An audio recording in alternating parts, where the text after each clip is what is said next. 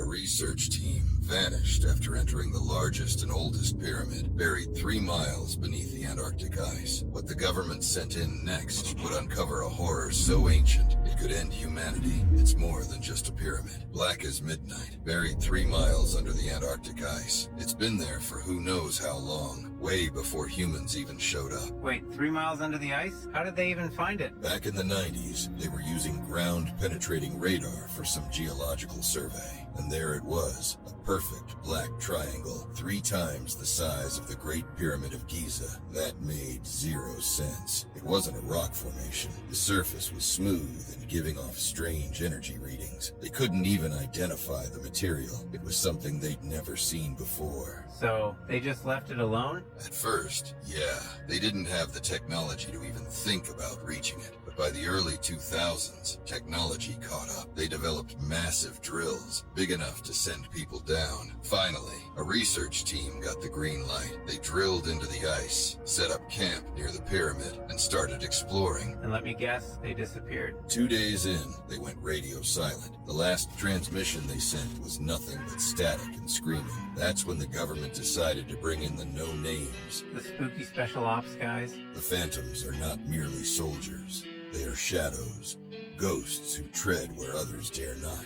Tasked with paranormal hunting and anomaly neutralization, these elite operatives are humanity's unseen shield against the unknown. Hand-selected from the ranks of Tier 1 Special Forces, Navy SEALs, Army Delta, Army Rangers, and Marine Raiders, they are men without ties, men who have severed every bond to embrace a life of secrecy.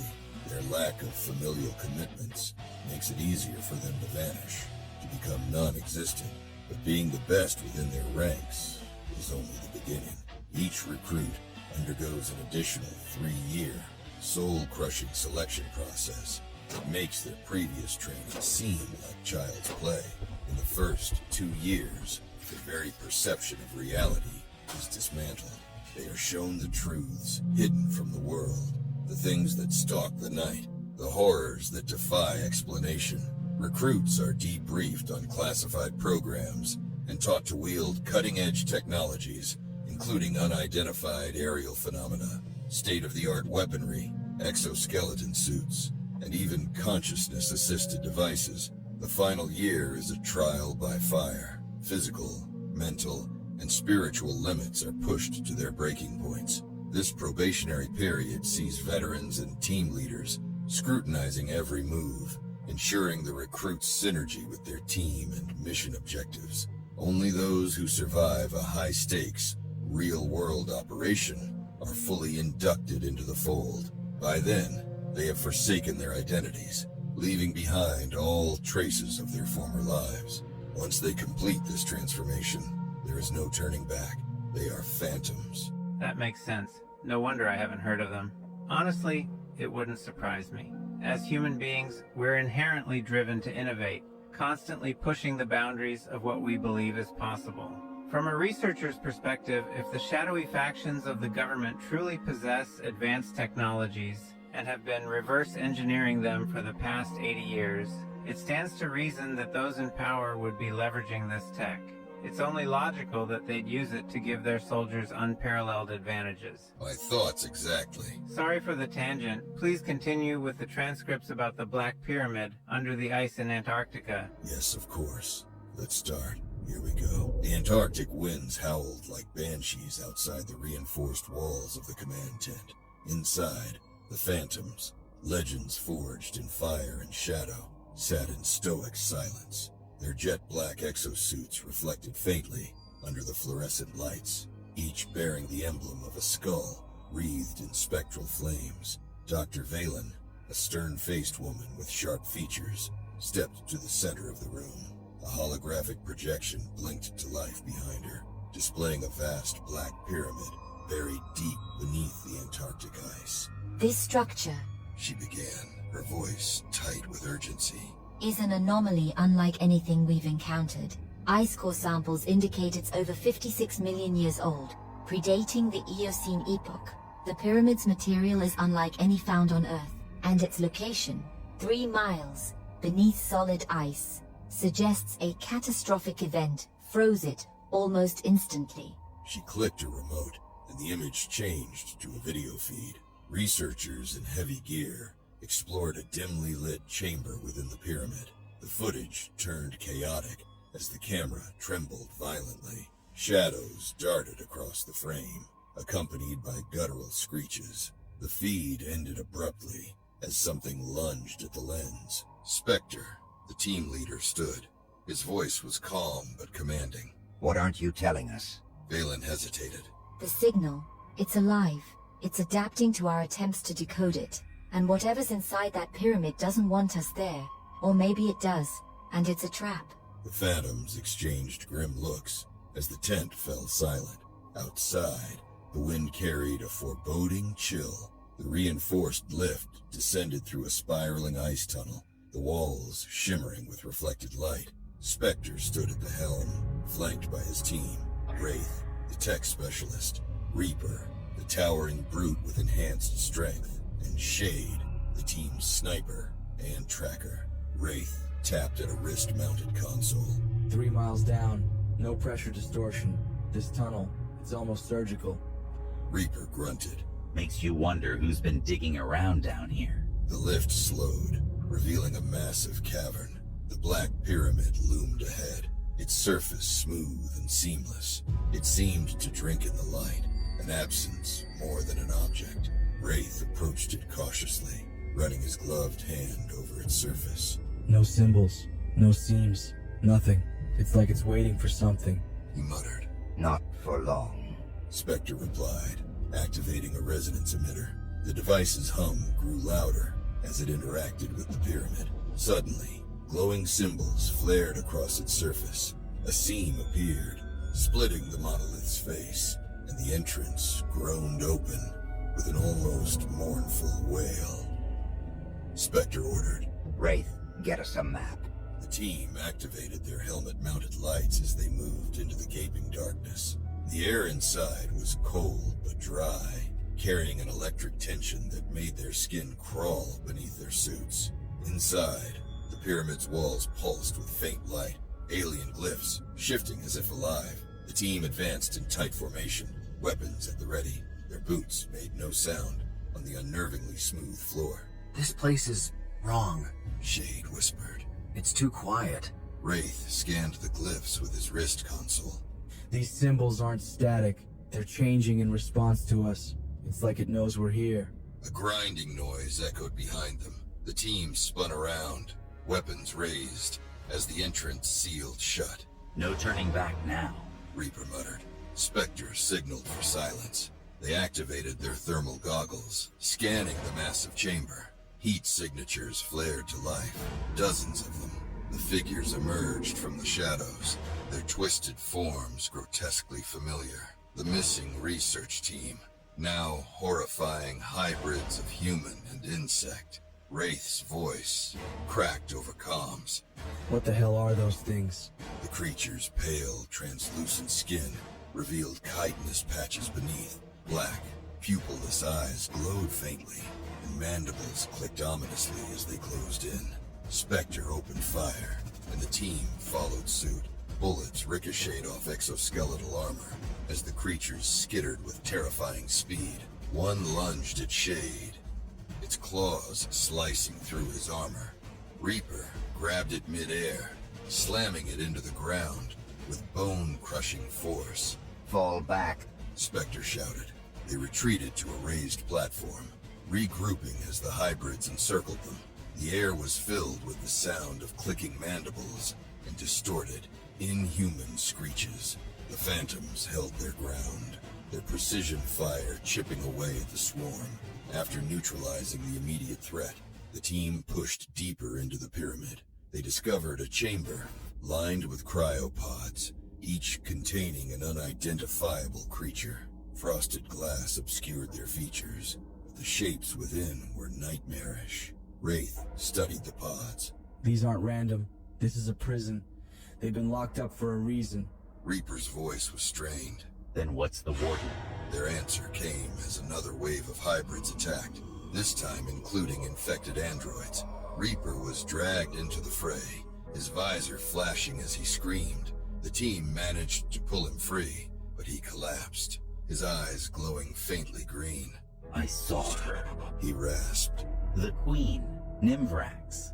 She's a parasite, enslaves entire worlds. Through his connection to the hive, Reaper revealed Nimvrax's history, an insectoid queen imprisoned millions of years ago by an advanced extraterrestrial race. She had spread a single spore before her capture, infecting the androids and triggering the pyramid's lockdown. Reaper's voice broke.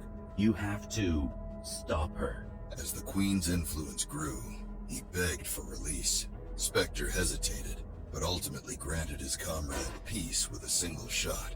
Their only hope lay in a specific cryopod Reaper had identified. Before his death, fighting through hordes of infected, the Phantoms reached it and detonated charges to deactivate the energy locks. The pod hissed as its occupant emerged, a tall humanoid figure with glowing skin and an aura of immense power. Without speaking, the being communicated telepathically. I am Kyla. I fought against Nimvrax and was imprisoned for the destruction I wrought in my vengeance, but I will aid you. Kylar's tragic history unfolded in their minds.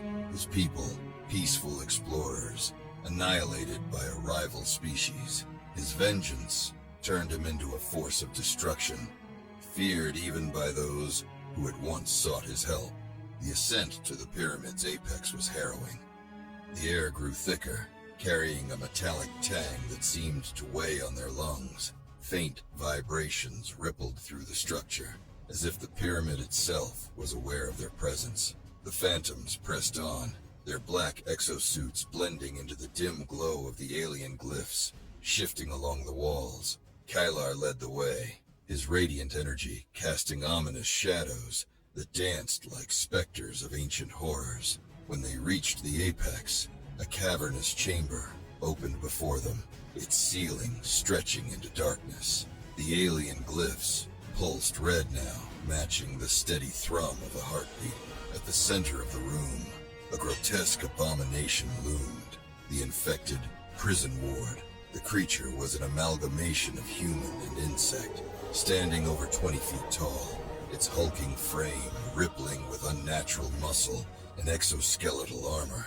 A cluster of mandibles clicked where a mouth should have been, and its many black, reflective eyes glared at the intruders. Its arms ended in jagged claws, one of which held a warped blade fused with its organic form.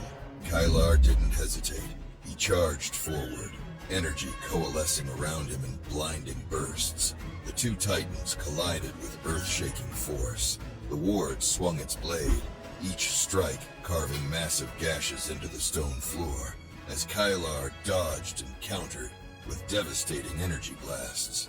Their battle was ferocious, lighting up the chamber like a hellish storm. Keep moving. Spectre barked.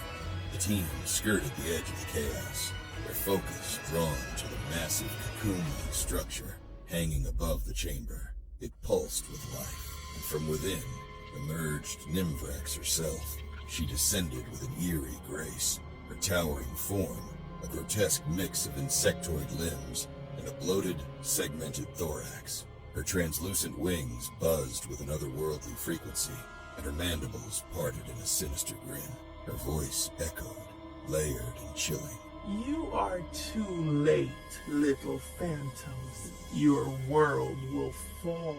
Your species will kneel.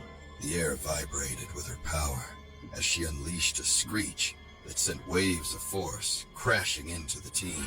They staggered, but held their ground. Wraith, Shade, lay down, suppressing fire. I'll plant the charges. Spectre commanded, his voice cutting through the chaos. Wraith's wrist console flickered as he activated a disruptor drone. It hovered above, firing bursts of concentrated plasma at Nimvrax, forcing her to shield herself with her armored forelimbs. Shade took aim, his sniper rifle calibrated to exploit weak points in her exoskeleton. Each shot landed with precision, cracking her chitinous armor, but not stopping her advance. Nimvrax retaliated, her venomous claws slicing through the air with deadly speed. One swipe narrowly missed Shade, embedding itself in the stone pillar behind him. Acidic venom dripped from her claws, hissing as it ate through the stone. Spectre worked quickly, planting explosive charges along the base of the cocoon structure. Keep her off me. Just a little longer. The ward roared in fury as Kylar drove it back, his strikes relentless, but the creature adapted, its wounds healing faster with each blow. Kylar faltered for a moment, his energy dimming as the ward slammed him into the wall, cracking the stone. I need assistance. Kylar's telepathic cry echoed in their minds. Reaper's voice, though absent, seemed to linger in Spectre's mind. Push forward. Sacrifices have already been made. Shade, cover Kalar. Spectre ordered. Shade fired a precision shot, hitting the ward's eye cluster, momentarily blinding it. Kalar seized the opening, unleashing a massive energy wave that disintegrated one of the creature's arms. But Nimvrak saw the distraction and surged forward, her claws tearing into Wraith's armor. He cried out as her venom burned through the layers, but he managed to roll away and launch a counterattack, overloading his disruptor drone. The resulting explosion scorched Nimvrax, sending her reeling. With the charges set, Spectre yelled, Detonate on my mark. Fall back to the perimeter. The team regrouped, Kalar dragging the wounded Wraith behind him. Nimvrak screeched in fury, her remaining wing tattered but functional. She lunged at Spectre, venom dripping from her fangs, but Shade intercepted her with a well-placed shot to her thorax, causing her to stagger. Spectre hit the detonator. The charges erupted, sending a cascade of fire and energy ripping through the cocoon. Nimvrak shrieked as the flames engulfed her body writhing in agony. Finally, she collapsed, her form reduced to ash as the cocoon's remnants crumbled around her. The chamber fell silent, save for the crackling of residual flames. Kylar stood amidst the destruction, his once brilliant energy dimmed, his stance weary. It's done. Shade said, his voice trembling with exhaustion, but Kylar shook his head. The prison is compromised. This was only one cell. Spectre turned to him, his tone grim. How many more are there? Kalar's glowing eyes darkened. Hundreds. Earth is but one of many sites where these creatures were contained. The seals are weakening across the stars. Wraith, clutching his wounded side, muttered. You're saying this is just the start? Kalar nodded. Prepare yourselves. Worse than Nimvrax lies dormant. If they awaken, no force on Earth will be enough.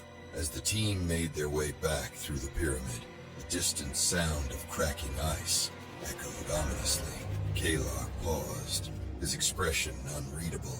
The prison is failing. You must warn your leaders. Unite your forces. This is no longer your fight alone. When they emerged onto the surface, the Antarctic winds bit at their battered armor. Spectre glanced back at the structure as the ice beneath it groaned and shifted. This isn't over. Not by a long shot. Far in the distance, the faint glow of another structure began to pulse beneath the ice, its light spreading like veins through the frozen landscape. Kalar turned his gaze to the horizon. The worst is yet to come.